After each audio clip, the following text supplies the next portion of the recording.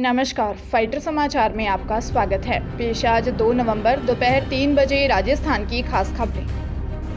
धैर्य, यह वह शब्द है जो मुख्यमंत्री अशोक गहलोत और पूर्व मुख्यमंत्री वसुंधरा राजे की मनोदशा को दर्शाता है। दोनों पार्टियों की बची हुई सूचियों में इन दोनों मंजे हुए नेताओं की राजनीतिक साख दांव पर है, लेकिन यह दोनों ही नेता अपने चेहरे पर कोई शिकन नहीं आने दे रहे। जहां अशोक गहलोत ने धीरे धीरे अपने सभी करीबियों को लगभग टिकट दिला दी है, 25 सितंबर को टिकड़ी भी इसी उम्मीद में है कि गहलोत उनकी नैया पार लगा देंगे। वहीं 4 साल 10 महीने तक वसुंधरा राजे 11 नंबर पर धकेल दी गई। अब टीम बीजेपी में धोनी की स्थिति में आने वाली है। राजे अपने पुराने अंदाज में प्रचार भी करेगी और अपने लोगों के लिए फ्रंट फुट पर आकर खेलेगी भी। गौर करने लायक एक बात और है, मुख्यमंत्री अशोक गहलोत सरकार रिपीट करने की बात कर रहे हैं। वह ये मान चुके हैं कि मौजूदा विधायकों के खिलाफ एंटी इनकम्बेंसी है। भरतपुर के नवगठित डीग जिले के कैथवाड़ा थाना इलाके में एसीबी ने छापा मारकर एएसआई को 20,000 रुपए की रिश्वत लेते रंगे हाथों गिरफ्तार किया है। एएसआई ने एफआईआर से एक लड़की का नाम निकालने की एवज में घूस मांगी थी। फिलहाल एसीबी एएसआई के ठिकानों पर तलाशी ले रही है। परिवादी ने एसीबी में दी शिकायत में बताया कि उनके खिलाफ कैथवाड़ा थाने में फर्जकारी का मामला दर्ज है, जिसमें उनकी भतीजी का नाम भी है। इसकी जाँच एएसआई विश्वामित्र कर रहे हैं। वह उनकी भतीजी का नाम निकालने की एवज में 20,000 की रिश्वत मांग रहे हैं। शिकायत के सत्यापन के बाद एसीबी ने एएसआई विश्वामित्र निवासी मालपुरा अलवर को ट्रैप कर लिया। राजस्थान की राजनीति की स्थिति लंदन में चलने वाली हॉप ऑन हॉप ऑफ जैसी हो गई है। इसमें एक टिकट से पूरे लंदन की सैर कर सकते हैं, जहां मर्जी आए वहां उतर सकते हैं। वैसा ही राजस्थान में हो रहा है। नेताओं को विधानसभा पहुंचना है, ऐसे में जो भी पार्टी टिकट दे रही है, नेता उसी बस में सवार हो रहे हैं। करौली में दर्शन गुर्जर कांग्रेस के विधायक रह चुके हैं। इस बार टिकट कटा तो भाजपा का दामन थाम लिया। उदयलाल डांगी आरएलपी से प्रत्याशी थे। इस बार वहां टिकट नहीं मिला तो भाजपा में चले गए। विकास चौधरी ने मेहनत भाजपा से की, लेकिन फल प्राप्ति के लिए कांग्रेस की बस में बैठ गए। सुभाष महरिया पहले बीजेपी फिर कांग्रेस और अब वापस बीजेपी की बस में सवार हो गए हैं। तिजारा के इमरान खान, जिन्होंने बसपा की बस का टिकट कटाया, लेकिन जब कांग्रेस ने सीट दी तो बसपा की बस से उतरकर कांग्रेस की बस में आ गए। यह हॉप ऑन हॉप ऑफ 6 नवंबर तक चलता रहेगा। कोटा जिले में जानलेवा हमले के 11 साल पुराने मामले में SC/ST कोर्ट ने आरोपी को सजा सुनाई है। कोर्ट ने आरोपी 35 वर्षीय नरेंद्र उर्फ पप्पू निवासी बाडोली थाना अयाना को दोषी मानते हुए 7 साल के कठोर कारावास की सजा सुनाई है। साथ ही 25,000 के अर्थदंड से दंडित किया है। विशिष्ट लोक अभियोजक हितेश जैन ने बताया कि 13 अक्टूबर 2012 को घायल हेमराज ने हॉस्पिटल में भर्ती रहते हुए इटावा पुलिस को बयान दिया कि वह बाड़े में से भैंसों को लेकर चराने व पानी पिलाने के लिए खाल की तरफ जा रहा था। रास्ते में पप्पू उर्फ नरेंद्र, लक्ष्मी नारायण, देवेंद्र सिंह, भंवर सिंह घात लगाए बैठे थे। अचानक जान से मारने की नीयत से उसके ऊपर हमला कर दिया। इन लोगों से पुरानी रंजिश चल रही थी। शिकायत पर पुलिस ने मामला दर्ज कर जांच के बाद आरोपी को गिरफ्तार कर कोर्ट में चालान पेश किया। विधानसभा चुनावों को लेकर बीजेपी ने 3 और कांग्रेस ने 5 लिस्ट में अपने अपने उम्मीदवार घोषित कर दिए हैं। प्रदेश की 99 सीटों पर भाजपा कांग्रेस प्रत्याशियों को लेकर स्थिति क्लियर हो गई है, लेकिन जोधपुर संभाग और जिले में दोनों पार्टियों के लिए अब भी मुश्किल बनी हुई है।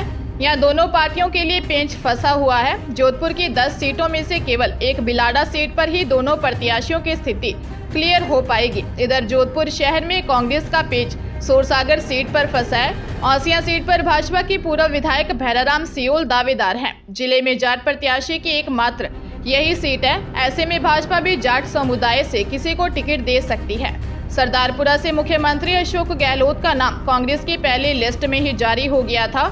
इसके साथ शहर से मनीषा पंवार, लूणी से महेंद्र बिश्नोई, औसिया से दिव्या मदेरणा के नाम के बाद भोपालगढ़ से गीता बरवड़ के नाम की घोषणा हो चुकी है। बिलाड़ा सीट से भी मोहनलाल कटारिया का नाम घोषित हो चुका है। बिलाड़ा में मोहनलाल कटारिया और अर्जुनलाल गर्ग में टक्कर है। शेरगढ़, फलौदी, लोहावट, सूरसागर सीटों से प्रत्याशियों के नाम से कांग्रेस कब तस्वीर साफ करेगी, इसका इंतजार है।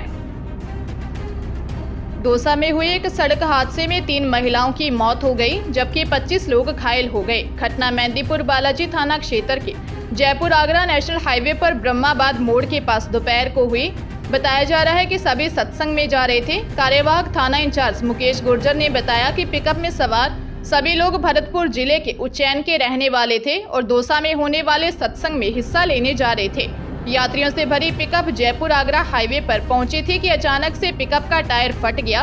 इसके बाद पिकअप अनियंत्रित होते हुए डिवाइडर से टकरा गई और पलटी खा गई। इस हादसे में घायल लोगों को सिकराय हॉस्पिटल लाया गया, जहां इलाज के दौरान 3 महिलाओं की मौत हो गई। पुलिस हादसे की जांच कर रही है। जोधपुर जिले के बासनी थाने में ट्रांसपोर्ट व्यवसाय के नाम पर मां बेटे द्वारा बुजुर्ग से 6 लाख रुपए की ठगी का मामला सामने आया है। संगम नगर निवासी 70 वर्षीय प्रताप सिंह चौधरी ने बताया, उनके ट्रांसपोर्ट का व्यापार है। नीलम खन्ना और उसके पुत्र प्रशांत खन्ना से साल 2007 में मिला था। उन्होंने अपने साथ काम करने का झांसा दिया। उन्होंने बताया कि दिल्ली एनसीआर में काम करने के कई फायदे हैं, जिससे हम 2 गुना पैसा कमा कर देंगे। उनके बहकावे में आकर मैं अपने ट्रांसपोर्ट व्हीकल्स ट्रक समय समय पर उनके कहे अनुसार भेजता रहा। यह व्यवसाय 4 नवंबर 2007 से 10 अगस्त 2016 तक हमारे बीच चला। जब मैं अपने हक की राशि की मांग की तो उन्होंने देने से मना कर दिया और कहा कि सेक्सुअल हरासमेंट का झूठा मामला दर्ज करवा देंगे। परेशान बुजुर्ग थाने पहुंचा और मामला दर्ज करवाया। पुलिस मामले की जांच में जुट गई है। हरियाणा के सोनीपत में नेशनल हाईवे 44 पर जीटी रोड पार कर रहे 2 व्यक्तियों को तेज रफ्तार कार ने टक्कर मार दी। हादसे में दोनों की मौके पर ही मौत हो गई। मृतकों की अभी पहचान नहीं हो पाई है।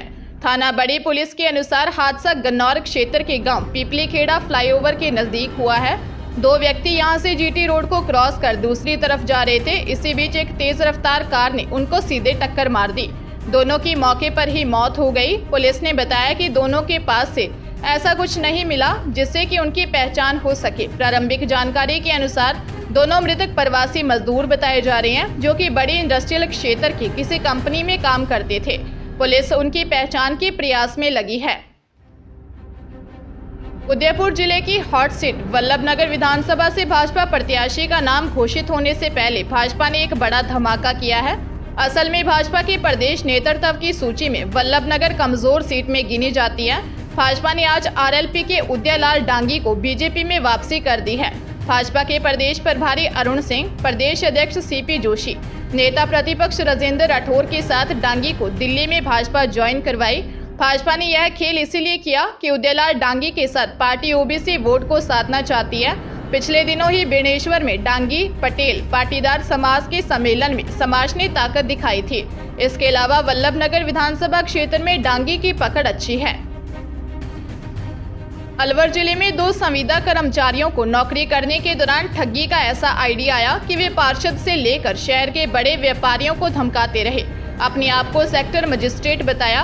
यूआईटी और फायर ऑफिसर बन 200 लोगों से रुपए भी वसूल लिए, लेकिन जब एक कोचिंग संचालक के यहाँ पहुंचे तो सारी पोल खुल गई।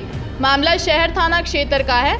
नगर निगम आयुक्त मनीष फौजदार को जब इसके बारे में पता चला तो मामला दर्ज करवाया। इसके बाद पुलिस ने दोनों आरोपी खुदनपुरी निवासी दिनेश चौधरी और राहुल जाटव को गिरफ्तार किया। पूछताछ में बताया कि वे 4 साल से इस तरह की ठगी कर रहे थे। दोनों आरोपी 2019 में किसी कंपनी के द्वारा संविदा पर लगे थे। जब 2019 में कॉन्ट्रैक्ट पूरा हो गया तो इन्हें इस तरह की ठगी का आइडिया आया।